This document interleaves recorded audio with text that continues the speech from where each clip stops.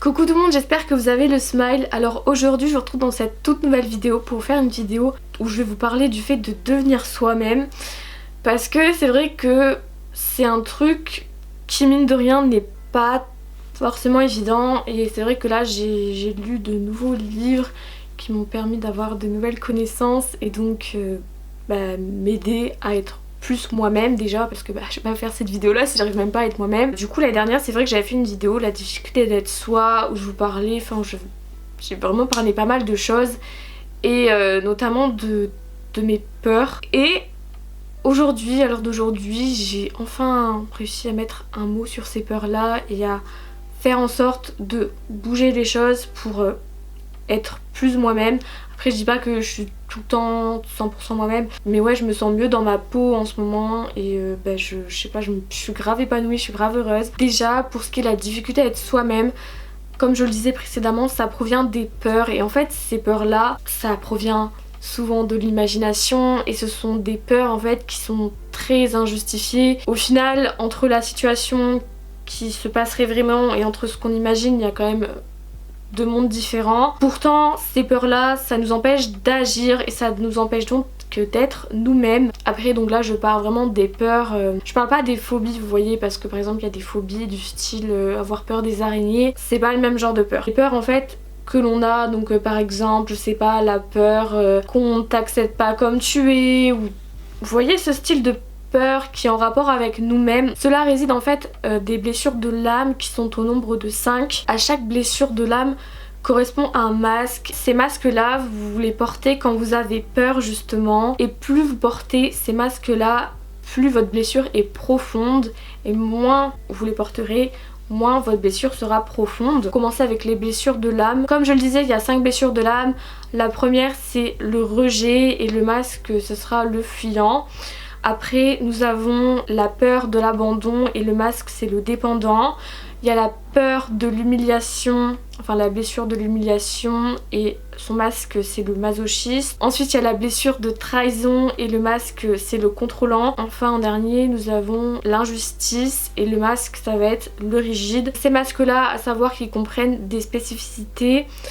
Après je voulais pas faire une vidéo avec toutes les caractéristiques parce que c'est pas forcément le but. Enfin c'est pas le sujet principal de la vidéo, mais je vous mettrai un lien en barre d'infos avec toutes les caractéristiques des masques parce qu'il y en a vraiment énormément. Et donc en fait pour trouver quelle blessure nous avons, il faut d'abord et surtout se référer au niveau du physique, puisque le physique est une chose qui ne ment pas. Et ça a d'ailleurs été affirmé par Freud qu'il existait en fait un lien entre l'aspect émotionnel, mental et physique de l'être humain, tandis que si vous vous fiez uniquement à l'aspect justement mental, où vous regardez surtout le caractère de chacun des masques, vous allez peut-être pas vous y retrouver parce qu'il y a un truc qui s'appelle l'ego, et en fait l'ego nous empêche souvent de voir ce genre de choses. Bien sûr, plus votre physique ressemble à un masque, plus votre blessure est profonde. Donc en fait ça se peut que vous ayez vraiment une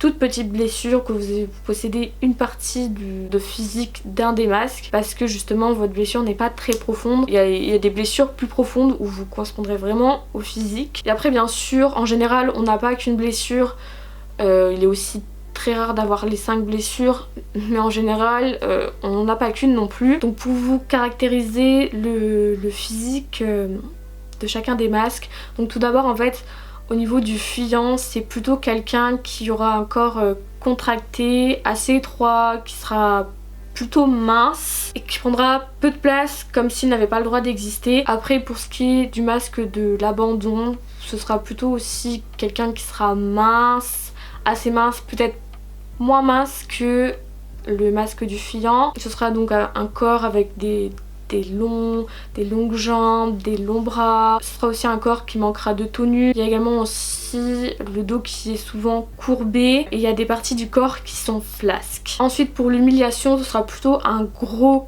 corps, quelqu'un qui est plutôt rondelé, qui a la taille courte, qui a un gros cou, un gros visage. C'est vraiment, je trouve que l'humiliation c'est vraiment marqué par ça. Après au niveau du masque de la trahison, ce sera plutôt un corps fort qui exige vraiment de la force et du pouvoir. Donc chez l'homme en fait ce sera plutôt les épaules qui seront plus larges que les hanches, et chez la femme ça sera à l'inverse, ce sera les épaules qui sont plus étroites que les hanches. Et enfin pour ce qui est du masque de l'injustice, ça sera plutôt un corps qui sera droit, raide et qui essaiera d'être le plus parfait possible. Et donc on pourrait se demander d'où viennent ces blessures là. Alors tout simplement elles viennent des parents en fait, elles sont transmises des parents aux enfants.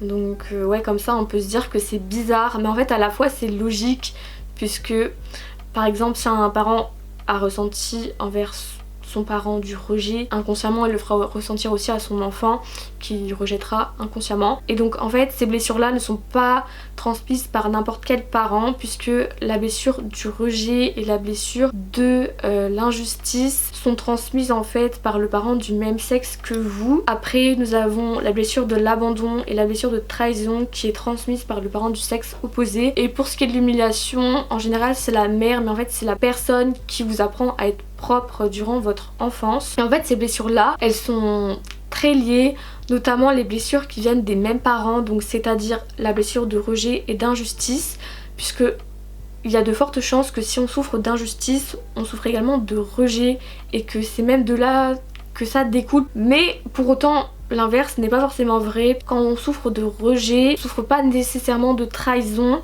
même si ça peut être aussi le cas, mais en fait tout simplement parce que le rejet se développe avant la trahison, puisqu'en fait le rejet c'est de la conception à 1 an, tandis que pour ce qui est de l'injustice c'est entre 4 et 6 ans, donc c'est vrai que ça se développe beaucoup plus tard. Et de même pour l'abandon et la trahison, puisque l'abandon c'est entre 1 et 3 ans et la trahison c'est plutôt entre 2 et 4 ans. Quand on souffre de trahison, il y a quand même beaucoup de chances que l'on souffre d'abandon aussi. Je sais que ma plus grande blessure c'est vraiment l'abandon, puisque c'est la blessure où je me reconnais le mieux dedans, et autant au niveau du physique qu'au niveau du caractère c'est vraiment totalement moi. Et ouais, j'ai vraiment le physique d'un abandon. Je sais que ouais, je suis quelqu'un qui est vachement dépendante, parce que quand j'ai peur d'être seule, j'ai l'impression de devenir dépendante aux autres. Et même si des fois je me suis là, je me dis oui non je suis indépendante, n'importe quoi, j'ai besoin de personne dans ma vie, mais en fait c'est vraiment faux, c'est juste que je me voile la face. Et après j'ai aussi également la blessure du rejet et la trahison.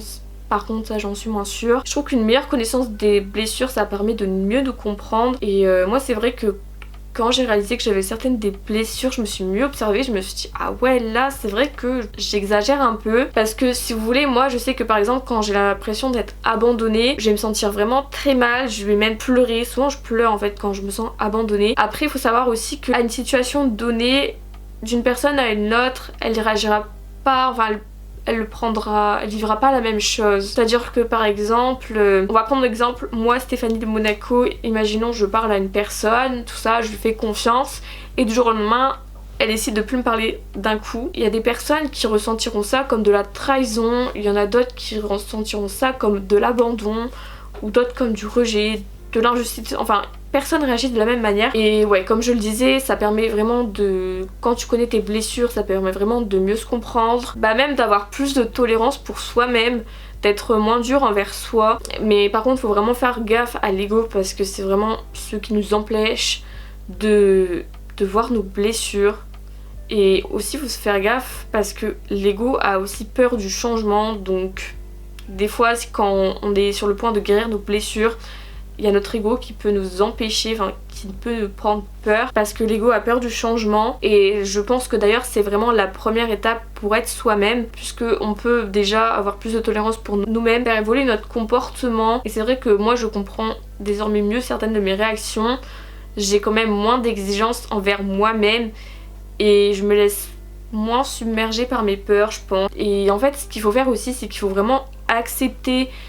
Genre en fait faut tout accepter, et c'est en acceptant qu'on progressera. Par exemple je sais pas si vous avez peur d'être rejeté, moi je sais que ça m'a beaucoup touchée. C'est que en gros moi j'ai la peur donc du rejet et de l'abandon, c'est vraiment mes plus grosses blessures, surtout l'abandon. Et je sais que par exemple bon là je suis pas quelqu'un qui m'épile tout le temps, enfin genre là si je fais ça je suis pas épilée, mais là en fait j'aime bien, mais il y a des fois j'aime pas, donc quand j'aime pas j'assume pas, mais ça c'est une autre histoire. Mais c'est vrai que j'avais grave peur d'être rejetée par rapport à ça, mais un truc de ouf, j'avais peur que certains de mes amis l'acceptent pas, qu'au final ils s'en foutent. et même on en rigole. Et c'est vrai que des fois je suis là, je me dis oh là là, si on me fait une remarque, qu'est-ce que je vais dire, bon, mon dieu. Après au final je me rends compte qu'il y a des choses qu'on ne peut contrôler et qu'il faut les accepter. Et comme je le disais avant, quand tu prends conscience de ces peurs, bah tu les acceptes déjà, tu te dis ouais ok j'ai peur, mais ça ne doit pas m'empêcher d'être moi-même, ça ne doit pas m'empêcher de faire ci, de faire ça. Moi je sais, ouais c'est vrai que moi j'avais peur, c'était bah, de me faire rejeter tout ça, mais en fait on s'en rend pas compte, mais on peut être rejeté ou même abandonné. Pour ma part ça c'est vraiment ce que je ressens pour n'importe quoi. Et c'est vrai quoi, les peurs je trouve que ça nous conformise vachement, mais en fait c'est pas en étant comme ça que tu vas être épanoui dans ta vie, que tu vas régler tes soucis de peur. Enfin moi perso je trouve ça vraiment triste des personnes qui par peur se conforment aux autres. Bah après avant j'étais un peu comme ça, mais en soi c'est dommage parce que je trouve que ce qui fait le monde c'est vraiment la diversité et il y a rien de plus beau que ça. Et de toute façon si vous vous dites ouais mais il y a machin qui va me juger nanana, déjà quoi qu'il en soit vous ferez tout le temps juger dans votre vie. Même si c'est facile à dire mais c'est plus difficile à appliquer. Et je pense que d'ailleurs les personnes qui critiquent tout le temps les autres du style ah t'as vu comment elle s'habille nanana nanana, ce sont les personnes qui ont le plus peur. C'est évident parce que quand tu t'en fous tu passes pas ton temps à critiquer les autres. Pensez à ça aussi, au moins vous osez vous assumer, vous pouvez être fiers de vous. Au pire si on vous fait une remarque, et ben quoi, il va se passer quoi? Du moment que vous acceptez vous-même, je pense que c'est beaucoup plus facile d'accepter les remarques que vont vous faire autrui. De toute façon, une remarque, ça va pas vous changer votre vie.